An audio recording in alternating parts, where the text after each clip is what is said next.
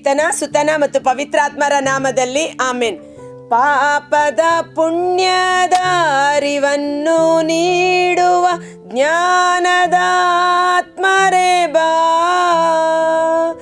ಪರಿಶುದ್ಧ ಜೀವನ ಮಾರ್ಗವ ತೋರುವ ಪ್ರೇಮದ ಆತ್ಮನೇ ಬಾ. ಪಾಪದ ಪುಣ್ಯದ ಅರಿವನ್ನು ನೀಡುವ ಜ್ಞಾನದ ಆತ್ಮರೇ ಬಾ, ಪರಿಶುದ್ಧ ಜೀವನ ಮಾರ್ಗವ ತೋರುವ ಪ್ರೇಮದ ಆತ್ಮನೇ ಬಾ.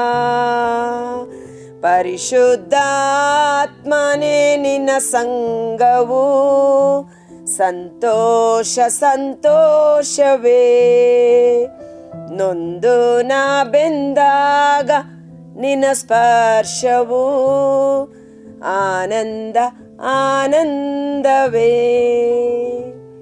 ಪ್ರಭು ಕ್ರಿಸ್ತರಲ್ಲಿ ಆತ್ಮೀಯ ಸಹೋದರ ಸಹೋದರಿಯರೇ, ಈ ದಿನದ ಮುಂಜಾನೆಯ ಜೀವಸ್ವರ ಪವಿತ್ರಾತ್ಮರ ಕಾರ್ಯಕಲಾಪಗಳು, ಪ್ರೇಷಿತರ ಕಾರ್ಯಕಲಾಪಗಳು 5ನೇ ಅಧ್ಯಾಯ ವಚನ 1ರಿಂದ 11. ಇದರ ಹೆಡ್ಡಿಂಗ್ ನೋಡೋದಾದರೆ ಅನನೀಯ ಮತ್ತು ಸಫೈರ. ಇವತ್ತು ಅನನೀಯ ಮತ್ತು ಸಫೈರ ದಂಪತಿಗಳು ನಮ್ಮ ಜೀವನಕ್ಕೆ ಒಂದು ಪಾಠವನ್ನ ಹೇಳಿಕೊಡುವಂತೆ, ಒಂದು ನಿದರ್ಶನವಾಗಿ ಅವರು ಮೃತಪಟ್ಟರೂ ಸಾಕ್ಷಿಯಾಗಿ ಬಂದು ನಿಂತಿದ್ದಾರೆ. ನಮ್ಮಂತೆ ನೀವು ಮಾಡಬೇಡಿ, ಎಚ್ಚೆತ್ತುಕೊಳ್ಳಿ ಎಂಬುದಾಗಿ. ಅದೇನೆಂದು ನೋಡೋಣ. Praise the lord, hallelujah. Ananias ಮತ್ತು ಸಫೈರ ಎಂಬ ದಂಪತಿಗಳಿದ್ದರು. ಇವರು ತಮ್ಮ ಆಸ್ತಿಯೊಂದನ್ನು ಮಾರಿದರು.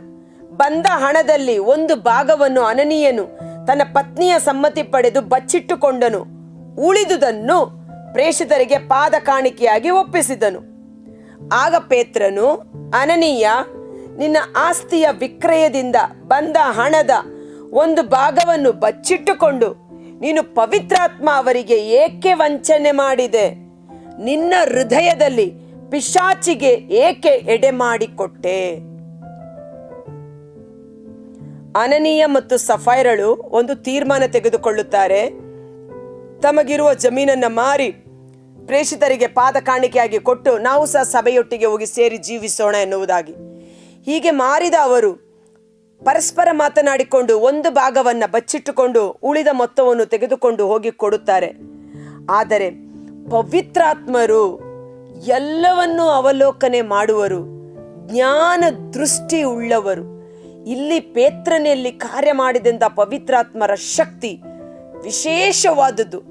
ಹಳೆಯ ಒಡಂಬಡಿಕೆಯಲ್ಲಿ ಎಲಿಯ ಮತ್ತು ಎಲಿಷನಲ್ಲಿ ಕಾರ್ಯ ಮಾಡಿದ್ದ ಜ್ಞಾನ ದೃಷ್ಟಿ, ಮುಂದೆ ಏನಾಗುತ್ತಿದೆ, ಏನು ನಡೆದಿದೆ ಎಂಬುದನ್ನ ಎಲಿಷನ ಶಿಷ್ಯ ಗೇಹಜಿ ನಾಮಾನ ಎಂಬ ಕುಷ್ಠ ರೋಗಿಯನ್ನ ಎಲಿಷನು ಗುಣಪಡಿಸಿದ ನಂತರ ಅವನು ಚಿನ್ನ ಬೆಳ್ಳಿ ಬಂಗಾರ ಕೊಡಲು ಬಂದಾಗ ಎಲಿಷ ಹೇಳ್ತಾನೆ, ನನಗೆ ಇದು ಯಾವುದೂ ಬೇಡ, ದೇವರ ನಾಮಕ್ಕೆ ಮಹಿಮೆಯಾಗಲಿ, ಹೋಗು ಎಂದು ಕಳಿಸ್ತಾನೆ.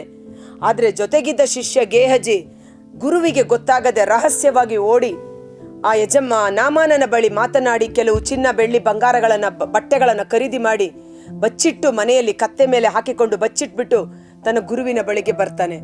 ಎಲಿಷ ಕೇಳ್ತಾನೆ, ಎಲ್ಲಿ ಹೋಗಿದ್ದೆ ನೀನು? ನಾನೆಲ್ಲೂ ಹೋಗ್ಲಿಲ್ಲ, ಇಲ್ಲೇ ಇದ್ದೆ. ನೋಡಿ, ಸುಳ್ಳು, ಸಹಜವಾದ ಸುಳ್ಳು, ಅದು ಸ್ವಾಭಾವಿಕವಾಗಿ ನಮ್ಮಲ್ಲಿ ಮಾರ್ಪಾಡಾಗಿ ಬಿಟ್ಟಿದೆ ಅನ್ನುವ ರೀತಿಯಲ್ಲಿ. ಆದರೆ ಎಲಿಷ ಹೇಳ್ತಾನೆ, ನಾನು ಆತ್ಮದೃಷ್ಟಿಯಲ್ಲಿ ಮನೋದೃಷ್ಟಿಯಲ್ಲಿ ನೋಡಿದೆ ನೀನು ಕತ್ತೆಯ ಮೇಲೆ ವಸ್ತುಗಳನ್ನು ಹೇರಿಕೊಂಡು ಬರುವುದನ್ನು ಎಂದು. ಆಗಲಾದರೂ ಗೇಹಜಿ ನಾನು ತಪ್ಪು ಮಾಡಿದೆ ಎಂದು ಒಪ್ಪಿಕೊಳ್ಳಬೇಕಾಗಿತ್ತು. ಆದರೆ ಅವನು ಒಪ್ಪಿಕೊಳ್ಳದೇ ಇದ್ದ ಕಾರಣ ಎಲಿಷ ಹೇಳ್ತಾನೆ, ನಾಮಾನನನ್ನು ಬಿಟ್ಟು ಹೋದ ಕುಷ್ಠ ನಿನ್ನನ್ನು ನಿನ್ನ ಕುಟುಂಬವನ್ನು ಬಾಧಿಸಲಿ ಎಂದು. ಆ ಕ್ಷಣ ಮೊದಲ್ಗೊಂಡು ಗೇಹಜಿ ಕುಷ್ಠರೋಗಿಯಾಗಿ ಮಾರ್ಪಟ್ಟನು. ಇವತ್ತು ಸುಳ್ಳು ಅನ್ನುವ ಪದ ಸೈತಾನನಿಗೆ ಪಟ್ಟದ್ದು. ಈ ಸುಳ್ಳಿನ ಮೂಲಕ ಸೈತಾನ ನಿಮ್ಮೊಳಗೆ ಪ್ರವೇಶ ಮಾಡಲು ನೀವೇ ಅವನಿಗೆ ಬಾಗಿಲನ್ನ ತೆರೆಯುತ್ತೀರಿ. ಸುಳ್ಳಿಗೆ ಮೂಲ ಪುರುಷ ಸೈತಾನ, ಸುಳ್ಳಾಡುವವನು ಸೈತಾನನ ಮಗ. ಇವತ್ತು ನಮ್ಮ ಸ್ವಭಾವ ಪರಿವರ್ತನೆ ಆಗಬೇಕು ಪ್ರಿಯ ಸಹೋದರ ಸಹೋದರಿಯರೇ. ಇಲ್ಲಿ ಎಷ್ಟು ಚೆನ್ನಾಗಿ ಬಹುಶಃ ಇವನು ಕೇಳುವಾಗ ಮಾರಿ ಬಂದ ಹಣ ಇಷ್ಟೇ ಅನ್ನುವಾಗ ಅನನೀಯ ಹೇಳಿರ್ಬೋದು, ಹೌದು ಗುರುವೆ ಅಷ್ಟೇ ಅಂತ ಹೇಳಿರ್ಬೋದು. ಅದಕ್ಕೆ ಪೇತ್ರ ಹೇಳ್ತಾನೆ, ನೀನು ಸೈತಾನನಿಗೆ ಯಾಕೆ ನಿನ್ನ ಹೃದಯದಲ್ಲಿ ಸ್ಥಳ ಮಾಡಿಕೊಟ್ಟೆ? ಪವಿತ್ರಾತ್ಮನಿಗೆ ವಿರೋಧವಾಗಿ ಯಾಕೆ ನೀನು ಸುಳ್ಳು ಹೇಳ್ತಾ ಇದ್ದಿ?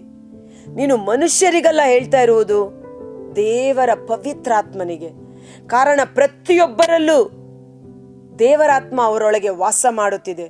ಇವತ್ತು ನಮ್ಮ ನಡತೆಯನ್ನ, ನಮ್ಮ ನಾಲಿಗೆಯ ಹಿಡಿತವನ್ನ ಸರಿಪಡಿಸಿಕೊಳ್ಳೋಣ. ಮನುಷ್ಯರನ್ನ ಮೆಚ್ಚಿಸುವುದಕ್ಕಾಗಿ ನಾವು ಮಾತನಾಡುವುದು ಬೇಡವೇ ಬೇಡ. ಹೌದಾದರೆ ಹೌದು, ಇಲ್ಲವಾದರೆ ಇಲ್ಲ, ಇಷ್ಟೇ ಹೇಳಬೇಕು. ಅದಕ್ಕಿಂತ ಮಿಗಿಲಾದದ್ದು ಪಿಶಾಚಿಯಿಂದ ಪ್ರೇರೇಪಿತವಾದದ್ದು. ಪಿಶಾಚಿ ಏನು ಹೇಳ್ಕೊಡ್ತಾನೆ ಅದನ್ನ ನಾವು ಮಾತನಾಡುವಾಗ ಅವನು ಬಂದು ನಮ್ಮೊಳಗೆ ವಾಸ ಮಾಡುತ್ತಾನೆ. ಅವನಿಗೆ ಬಾಗಿಲು ತೆಗೆದು ನಮ್ಮಲ್ಲಿ ಪ್ರವೇಶ ಮಾಡಿದಂತಾಗಿ ಬಿಡುತ್ತದೆ. ಹವ್ವಳ ಬಳಿ ಬಂದ ಪಿಶಾಚಿ ಮಾತನಾಡಿದ್ದು ಸುಳ್ಳೇ ಅಲ್ಲವೇ? ಈ ಮರದ ಹಣ್ಣನ್ನು ತಿಂದರೆ ನೀವು ದೇವರಂತೆ ಆಗಿಬಿಡುತ್ತೀರಿ. ತಂದೆ ದೇವರು ಏನ್ ಹೇಳಿದ್ರು? ಆ ಹಣ್ಣನ್ನು ತಿಂದರೆ ನೀನು ಸಾಯುವೆ, ಸತ್ತು ಹೋಗುವೆ, ತಿನ್ನಬಾರದು. ಆದರೆ ಸೈತಾನ ಸುಳ್ಳುಗಾರ, ಸುಳ್ಳಿನ ಮೂಲ ಪುರುಷ, ಸುಳ್ಳಿನಿಂದ ನಮ್ಮನ್ನು ವಂಚನೆ ಮಾಡುತ್ತಾನೆ. ದೇವರ ಮಕ್ಕಳಾದ ನಾವು ಸತ್ಯವನ್ನು ನುಡಿಯುವ ಮಕ್ಕಳಾಗಿ ಮಾರ್ಪಾಡಾಗೋಣ. ಸುಳ್ಳು ನಮ್ಮ ನಾಲಿಗೆಯಿಂದ ನಿಷ್ಕ್ರಿಯವಾಗಲಿ. ಪ್ರಕಟಣಾ 21:8, 22, 15 ನಾವು ನೋಡುತ್ತೇವೆ, ಅಸತ್ಯವಾದಿಗಳು, ಸುಳ್ಳುಗಾರರಿಗೆ ಎರಡನೆಯ ಮರಣ, ಗಂಧಕದಿಂದ ಉರಿಯುವ ಸರೋವರವೇ ಗತಿ ಎಂಬುದಾಗಿ. ಇವತ್ತು ನಾವು ಯಾರನ್ನ ಮೆಚ್ಚಿಸುವುದಕ್ಕಾಗಿ ಮಾತನಾಡುತ್ತೇವೆ? ಎಲ್ಲವನ್ನೂ ನೋಡುತ್ತಿರುವ, ಎಲ್ಲವನ್ನೂ ಕೇಳಿಸಿಕೊಳ್ಳುತ್ತಿರುವ, ನಾವು ಮಾತನಾಡುವ ಒಂದೊಂದು ಮಾತುಗಳನ್ನು ಪುಸ್ತಕದಲ್ಲಿ ಬರೆಯುವ ದೇವದೂತರಿದ್ದಾರೆ. ದೇವರಿಗೆ ವಿರುದ್ಧವಾಗಿ ನಾವು ಯಾಕೆ ಸುಳ್ಳಾಡಬೇಕು? ಮನುಷ್ಯನ ಮುಂದೆ ಭಯಪಡದೆ ಸತ್ಯವನ್ನೇ ಹೇಳೋಣ. ತಪ್ಪು ಮಾಡಿದ್ದರೆ ಹೌದು ನಾನು ತಪ್ಪು ಮಾಡಿದ್ದೇನೆ, ನನ್ನನ್ನು ಕ್ಷಮಿಸಿ ಎಂದು ತಪ್ಪನ್ನ ಒಪ್ಪಿಕೊಂಡಾಗ ದೇವರ ಕರುಣೆ, ಕೃಪೆಗೆ ನಾವು ಹೆಚ್ಚು ಪಾತ್ರರಾಗುತ್ತೇವೆ. ಓಕೆ, ಮಾರುವುದಕ್ಕೆ ಮೊದಲು ಆಸ್ತಿ ನಿನಗೆ ಸೇರಿತ್ತು, ಮಾರಿದ ನಂತರವೂ ಅದರ ಹಣ ನಿನ್ನದೇ ಆಗಿತ್ತು. ಹೀಗಿರುವಲ್ಲಿ ಇಂಥ ದುಷ್ಟ ಯೋಚನೆ ಮಾಡಲು ನೀನೇಕೆ ಮನಸ್ಸು ಮಾಡಿದೆ? ನೀನು ಸುಳ್ಳಾಡಿರುವುದು ಮನುಷ್ಯರಿಗಲ್ಲ, ದೇವರಿಗೆ. ಇವತ್ತು ಮಕ್ಕಳು ತಂದೆ ತಾಯಿಯ ಬಳಿ ಸುಳ್ಳು ಹೇಳ್ತಾ ಇದ್ದಾರಾ?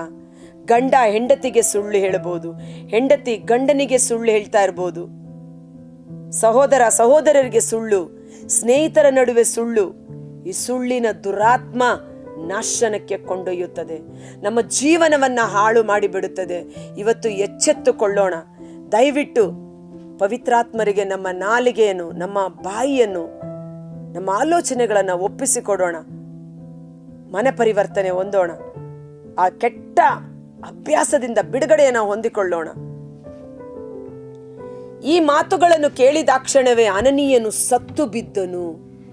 ಆಗ ಕೆಲವು ಯುವಕರು ಬಂದು ಅವನ ಶವವನ್ನು ಬಟ್ಟೆಯಲ್ಲಿ ಸುತ್ತಿಕೊಂಡು ಹೋಗಿ ಸಮಾಧಿ ಮಾಡಿದರು. ಸುಮಾರು 3 ಗಂಟೆಗಳ ನಂತರ ಅವನ ಪತ್ನಿ ಅಲ್ಲಿಗೆ ಬಂದಳು. ಅಲ್ಲಿ ಸಂಭವಿಸಿದ್ದೇನೂ ಆಕೆಗೆ ತಿಳಿದಿರಲಿಲ್ಲ. ಪೇತ್ರನು ಆಕೆಯನ್ನು ನೋಡಿ, ನೀನು ಮತ್ತು ನಿನ್ನ ಪತಿ ಆಸ್ತಿ ಮಾರಿ ಪಡೆದ ಹಣದ ಮೊತ್ತ ಇಷ್ಟೇ ಏನು ಎಂದು ಕೇಳಿದನು.